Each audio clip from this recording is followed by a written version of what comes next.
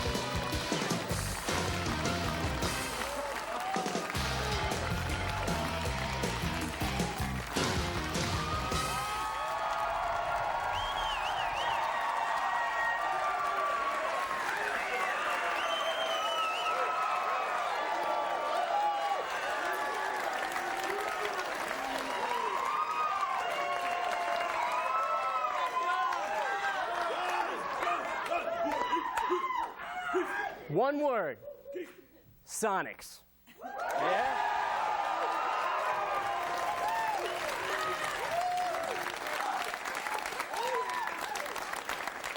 They had us going, didn't they? Yeah, yeah, for a little while there, yeah. The little 22-point lead wasn't quite enough, was it? Wasn't quite interesting enough, no, but they made it. They beat the Suns, and maybe, just maybe, this time, they'll go all the way. Yeah?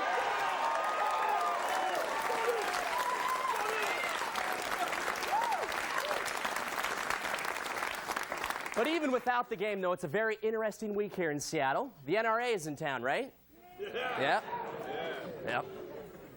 Yep, exactly. Some 20,000 members of the National Rifle Association are holding their annual meeting at the convention center this very week.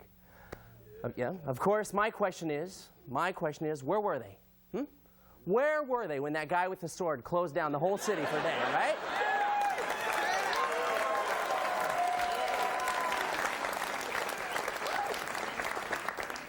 Actually, though, I'm not sure it's such a great idea to have 20,000 gun owners in a city where there's an espresso stand on every corner, right?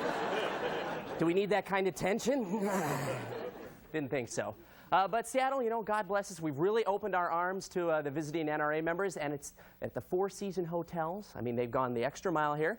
They've actually put individually wrapped hollow point bullets on everyone's pillow.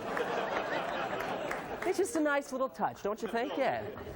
Actually, it turns out there's a lot of interesting seminars being offered at the NRA convention as well. You may have heard of some of these. We actually managed to obtain a very top secret document that lists the entire program. So here's just a few of the classes they're offering. Easy deck plans for your loner shack. How to tell if the squirrels are spying on you. 10 ways to put your neighbor's pet out of its misery. Simple snacks for your standoff. Enhance your paranoia with Chinese herbs.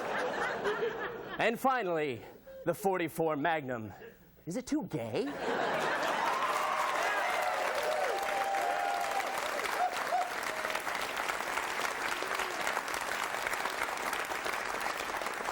Anyway, we'd just like to welcome the NRA to our city, and if any of you are out there watching tonight, we just want to say, we're kidding! You know, just relax, calm down. We know the 90s have been very tough for you people in the NRA, what with the Brady bill and the waiting periods and all that. You know, but there's a lot of things the rest of us don't like about the 90s either. Well, take a look at this. I have to get a BMW or I'll die. 10 years ago, the least talked about album of its time was released. Protest songs of the 80s. Nintendo has sucked out my brain. Now, Riley and Nelson are back with a new CD, cleverly titled Protest Songs of the 90s, with songs that touch the most important issues of our time. Yes, and let's download porn from the internet. Yes, I believe that would be the best use of the technology. Please don't let them clone Pauly Shore. Songs about social issues. I am sorry, but your child doesn't have attention deficit disorder. No, he's just stupid.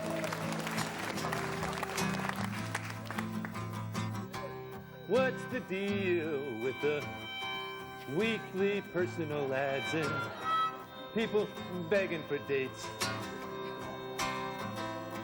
If they're so intelligent and if they're so beautiful, then why can't they get laid? And songs about the personalities who have shaped this decade. 2, 3, 4. Dorf must die. Dorf must die. Dorf must die. Little runt. Dorf must die. Who's buying those videos? Dorf must die. I'll pull the trigger. I didn't think I would ever say this, but I am really getting tired of Demi Moore's naked ass, naked ass, naked ass, naked ass, naked ass. Including their #1 hit, The Ballad of Martha Stewart. Uptight, lily white, scary lady bacon pies, cutting roses, composting, snooty little party host, sponge painting bedroom walls, rich bitch in overalls, Martha Stewart. Protest songs of the 90s. Not available in Walmart stores because of that song about Demi Moore's ass. Yes, Nintendo is still sucking out my brain. Yes, Nintendo is still sucking out my brain. Yes, Nintendo. Hey, we've got a great show for you, so don't go away, because we'll be right back.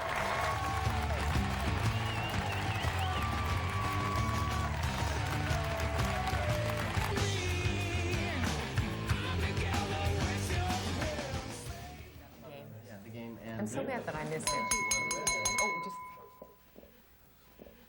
Excuse me, everyone.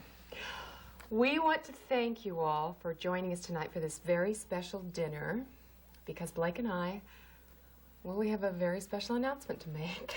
Yes, we do. We wanted our family and our very dear friends to be with us tonight because Barbara and I are going to make some life changes. We have decided to sell our house, all our possessions. We're going to give that money to the needy, and Barbara and I are going to move to India to do charity work. Oh.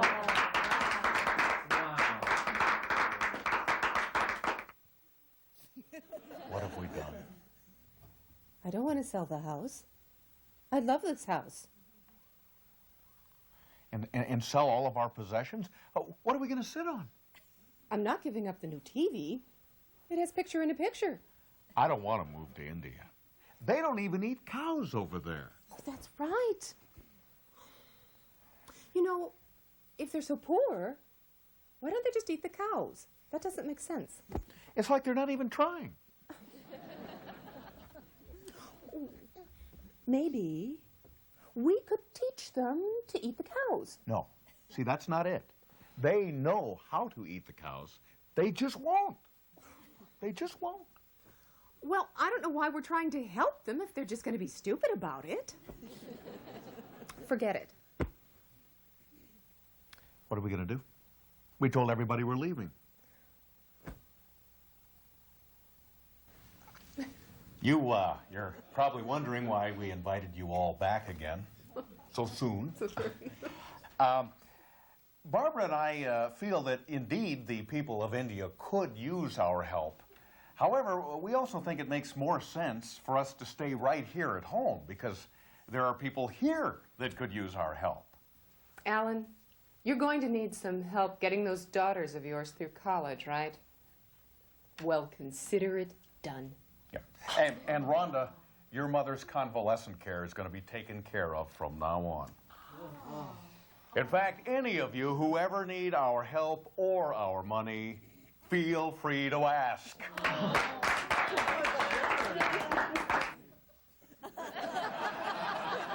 Why did we do that? I don't want to pay for Alan's little brats to go to school. You know, he could send them to Harvard himself if he just had back some of that money he spent all these years on beer and porn magazines. Yeah. And Rhonda's mother has got to be the biggest witch I have ever seen. Second biggest, if you count Rhonda. Oh. Let Rhonda take care of the old bag. They deserve each other. Thank you all for coming again. Unfortunately, we must tell you that there has been a little change of plan. And, well, we can't give you the money that we promised you last time. Yeah. See, the reason we can't is because we decided to keep the money and invest it in long-term bonds and mutual funds. And with those profits, we're going to buy a huge entertainment system. The other thing we are using the money for is for breast surgery. Barbara's going to have hers enlarged. Just a little. And I'm going to, you know, get mine reduced. A little bit. You know, it's a middle-aged thing. You know. But we haven't forgotten our pledge to the community. No, we haven't. Blake and I have adopted this little darling mile of the 405 highway. We're going to keep it clean of litter. Well, we're not going to keep it clean, but we're going to hire some Mexican guys who'll do it real cheap. Yeah, they're such nice fellas. Yeah.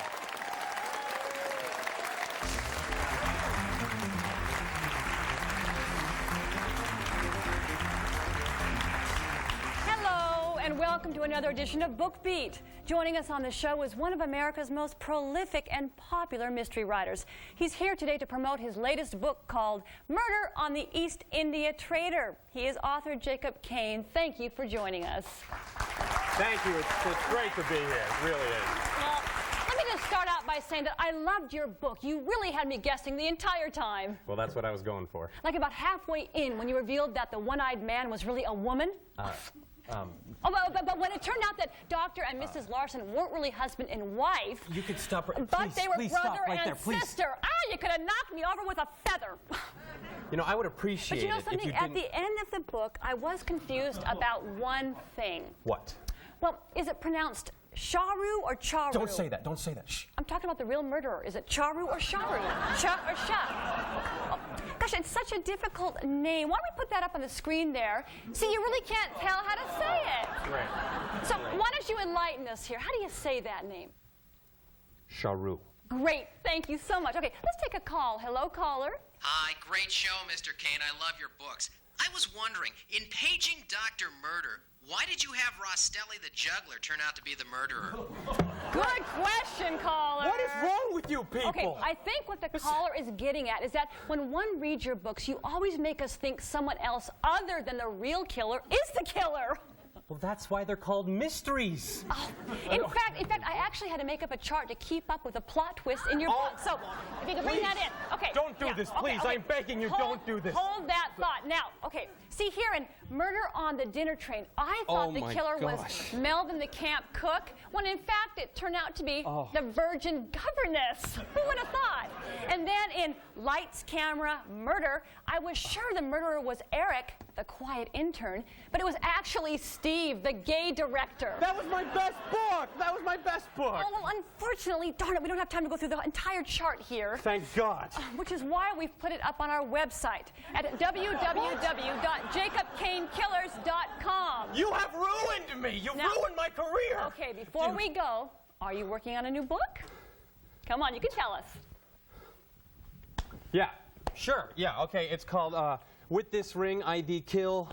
And there's a number of plot twists and a number of red herrings. And after that, the murderer turns out to be Brenda, the bridesmaid. Great! Now I don't have to buy the book. Yeah, neither does anybody else.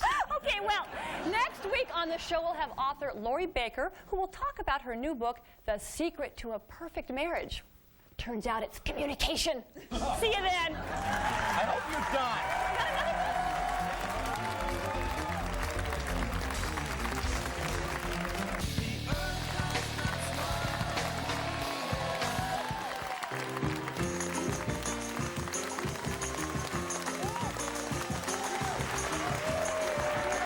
Good evening, and this is the Late Report.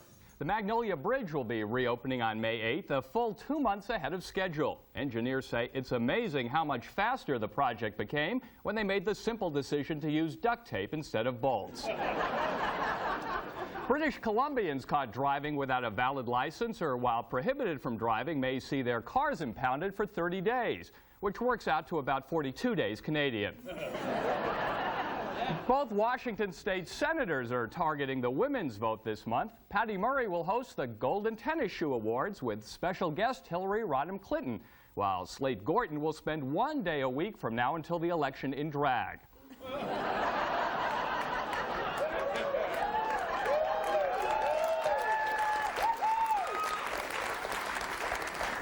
Construction of Interbay Golf Course, which was designed by Jack Nicklaus, got underway this week. Among the hazards exclusive to this golf course is a 2-stroke penalty if your ball lands in an abandoned boxcar and the transient living there won't give it back.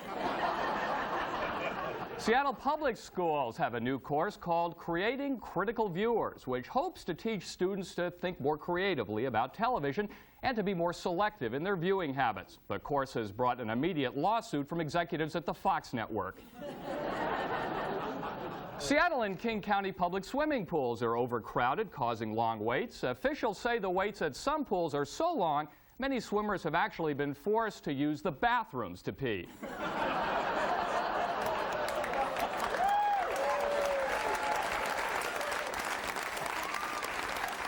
Several gay and lesbian rights groups gathered this week for Ellen Coming Out Day parties across the state. Despite the hoopla, however, Mrs. Craswell stayed indoors.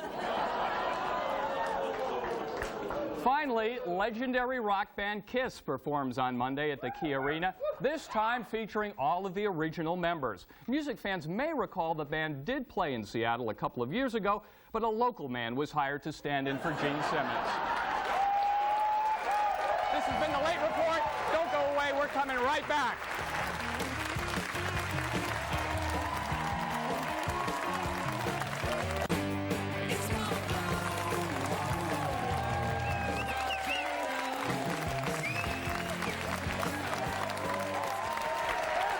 Well, that's just about all the time we have tonight. I hope you had a great... What are you doing? I'm doing the close. No, I do the close. It's my turn. Excuse me, you did the monologue? That's right. We bookended. I do the opening, I do the closing. We discussed it. You don't even look like Keister. You're just a little guy. Oh, excuse me. It's the face is what's important, not the body. The face? Yeah, the face. Yeah, I'll show you a face right here. Hey, watch the hairpiece. I don't know. I don't think that any one of them really look exactly like me, although I was happy to have so many handsome men in the studio all at one time.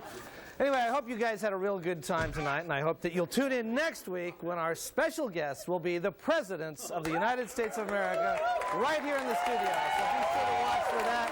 We're looking forward to it, and we'll see you next week. Bye-bye.